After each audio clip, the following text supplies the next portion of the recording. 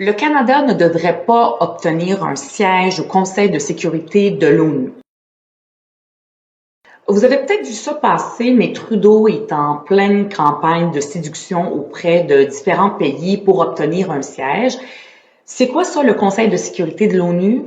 Ben, c'est un petit peu comme un conseil d'administration. C'est la plus haute instance décisionnelle des Nations unies, là où les grosses décisions sont prises. Et sa responsabilité principale, c'est le maintien de la paix et de la sécurité internationale. Puis autour de la table, ben, il y a 15 pays membres, 5 qui sont là de façon permanente, la Chine, les États-Unis, la Russie, la France et le Royaume-Uni. Bon, c'est pas tous des pays enfants de cœur qui veulent la paix dans le monde, vous me direz, ben vous avez raison. Puis les 10 autres membres qui sont autour de la table, eh bien, ils sont élus par l'Assemblée générale des Nations unies pour un mandat de 2 ans. C'est exactement un de ces sièges-là que Trudeau se dispute face à 2 autres concurrents qui sont l'Irlande et la Norvège. Vous vous dites peut-être, ouais, mais le Canada a quand même une réputation de pays pacifique, en tout cas mieux que les pays membres permanents, donc pourquoi ne pas l'appuyer pour qu'il soit présent à la table, pour qu'il change les choses? Bien, vous savez, une réputation, c'est une réputation. Ce qui est important, ce sont les actions que le Canada a fait et le Canada ne mérite pas ses places. Puis j'ai 3 raisons à vous donner, dont une qui me tient particulièrement à cœur. La première raison, c'est que le Canada se classe parmi les plus grands exportateurs d'armes. Ces armes, ben, ils servent à alimenter des conflits dans le monde. Puis juste ça, là, c'est une raison suffisante pour le tenir loin du Conseil de sécurité. Rappelez-vous, quand le Canada a vendu des blindés à l'Arabie saoudite, un pays sanguinaire qui mène une guerre sans merci au Yémen où des milliers d'innocents meurent chaque jour.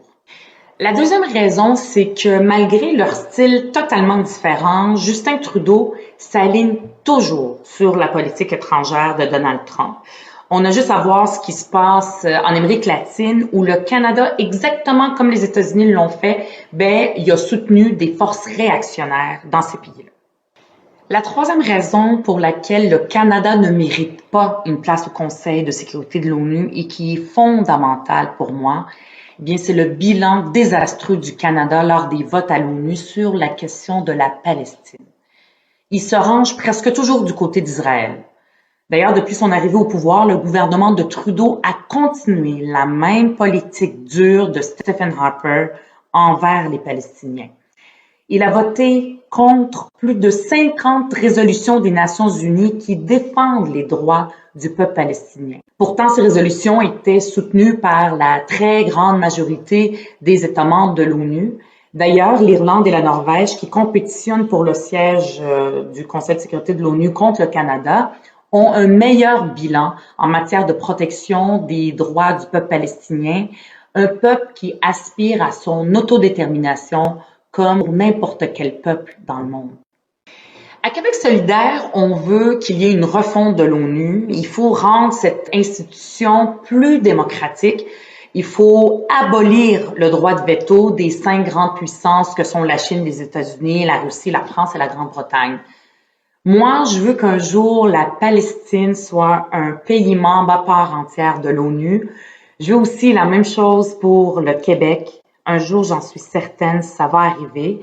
Et d'ailleurs, comme tous les pays sont assis par ordre alphabétique, ça veut dire que ma Palestine ne sera jamais bien loin de mon Québec.